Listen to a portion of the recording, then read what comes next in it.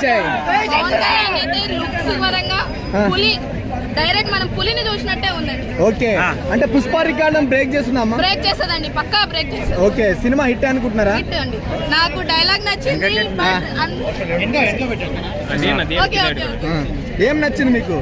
నాకు ఒక డైలాగ్ నచ్చిందండి. మేకను తినే పులిని చూశారు, ఇప్పుడు పులిని వేటాడే బొబ్బిల్ని చూడండి. డైలాగ్ చాలా బాగా నచ్చింది. ఫైట్ సీన్స్ గుర్రంతో వచ్చినప్పుడు చాలా బాగుంది, చాలా బాగా నచ్చిందండి. చాలా అసలు నేను చూస్తుంటే నా ఒపీనియన్ ఏంటంటే నార్మల్ గా వచ్చాను.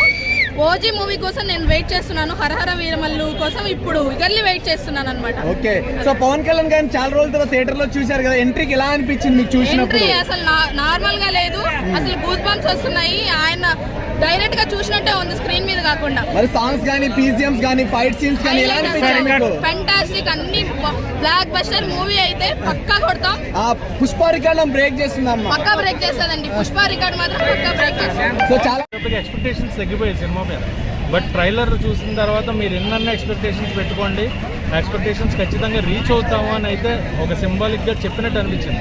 ట్రైలర్ చాలా బాగుంది, యాక్షన్ సీక్వెన్సెస్ బాగున్నాయి, విఎఫ్ఎక్స్ బాగుంది, కీరవాణి గారి బ్యాక్గ్రౌండ్ మ్యూజిక్ ట్రైలర్కే ఎలా ఉంటే ఫుల్ స్క్రీన్ ఫుల్ సినిమాకి ఎలా ఉంటుందా అనే ఒక ఎస్టిమేషన్ వదిలేశారనమాట మన మీద. అండ్ జ్యోతికృష్ణ గారు డైరెక్షన్ చాలా బాగా అనిపించింది ట్రైలర్లో.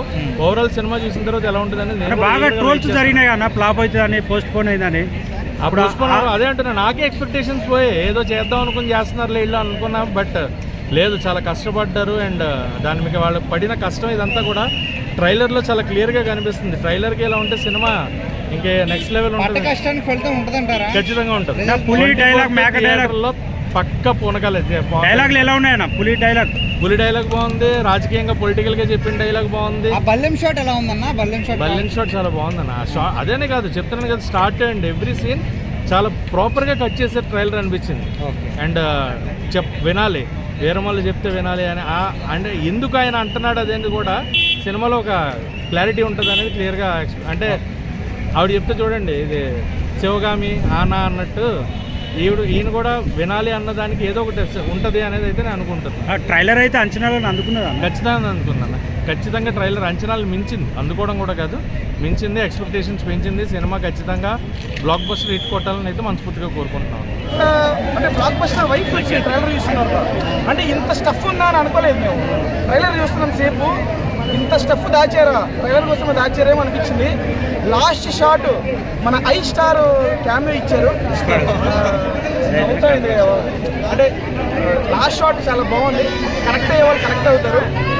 ఓవరాల్గా ఇప్పుడు ఓడి చెప్తాను, పవన్ కళ్యాణ్ గారు నడిచి వస్తే చాలు అని అనుకుంటారు కదా, దీంట్లో చాలా చేశారు, నడవలా ఇంకా చాలా చేశారు. నడిచి వస్తేనే రికార్డులు వేస్తాయంటే ఇంకా దీంట్లో చాలా చేస్తారు అసలు.